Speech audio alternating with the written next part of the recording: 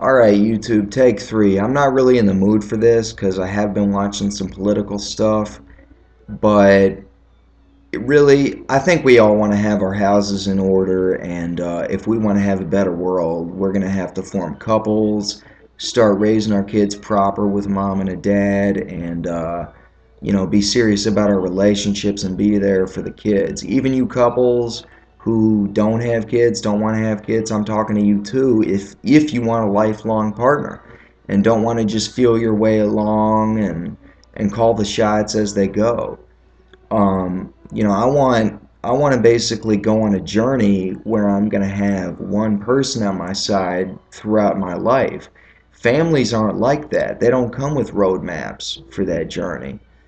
Friends aren't like that because you respect your friend and you say, hey man, I know you're going to eventually take a different path than me. That's what they do.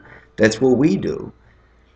Um, but for a relationship with your lover, you need a map. You can't be disagreeing at the crossroads.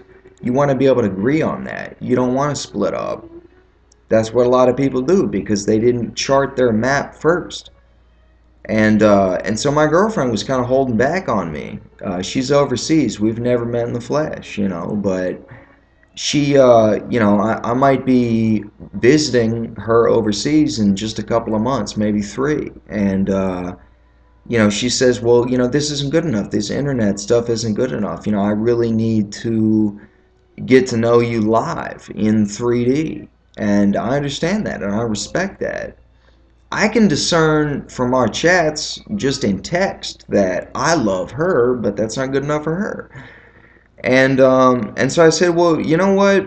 Yeah, because she was saying if we don't have sex in these just 2 weeks that you're going to visit me, then there might be something wrong with that.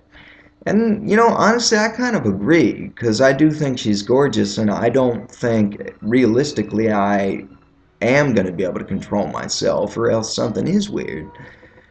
But I said, remember Star Wars Episode 4 when Luke Skywalker is blasting off with Han Solo, Chewbacca, and Ben Kenobi from Tatooine, and the Star Destroyer is attacking them.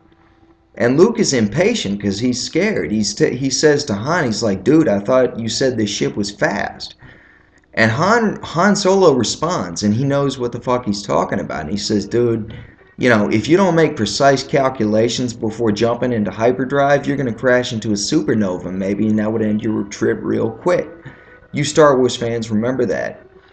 And what I'm trying to tell you guys is that, yeah, having sex is like jumping into hyperdrive, in a relationship. I mean, maybe you guys are so jaded you don't understand that, but, going back, looking back on my life, I realize that now.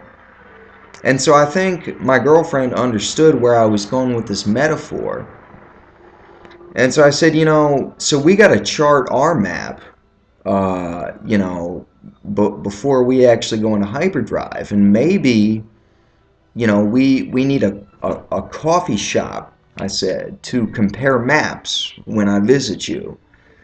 And the thing is, 2 weeks, if our maps are too dissimilar, by the time I visit, we might not be able to produce a good enough master copy for both of us to use so that we can agree on how to travel hills and mountains and rivers alike. We don't know, I mean, because we need to be versatile, go through all this different terrain and be ready for all of it and have a plan, both of us, and agree on it. And so the thing is, I said, what we need to do, we need to get serious in our online chats, as intimate as we already are, but just get serious and try to start with latitude and longitude, the most basic things. Part of that's just basic criteria. I gave an example. I said, you know that you want me to be productive. You want me to be doing something with my life. That's a criteria. That's latitude and longitude right there. And she said, well, yeah. And that's just one example. Now, that's not all of it. There's more basic stuff. But That's one of the things. You know, you just need to talk about strategy. Um, but it's also a spiritual map. At bottom, it is a spiritual map, and it takes commitment, faith, imagination, and you have to believe that your perception of this map is not an illusion and that it's not just subjective, it's not just an interpretive thing. And that's another thing. Um, so, how do you chart this map, you know? And we started talking about what went wrong with her ex-boyfriend, who she dated for 7 years and never got married because it just seemed like they were never ready.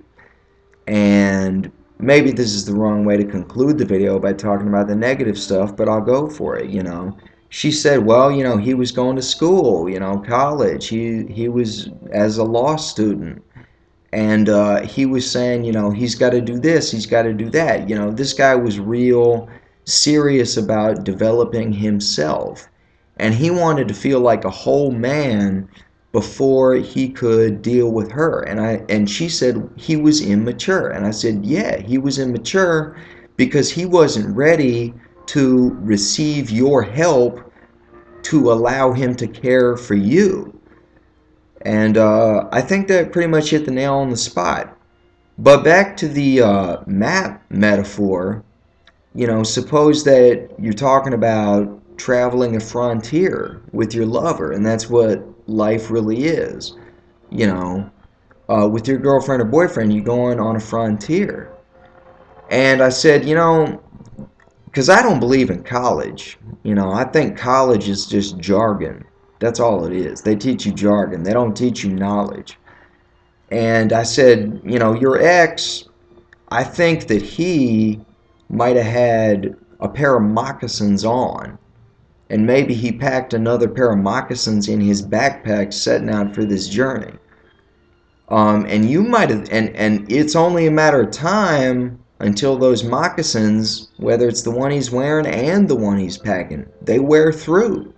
And you can't wear them anymore unless you know, your feet are going to get eaten up by the ground.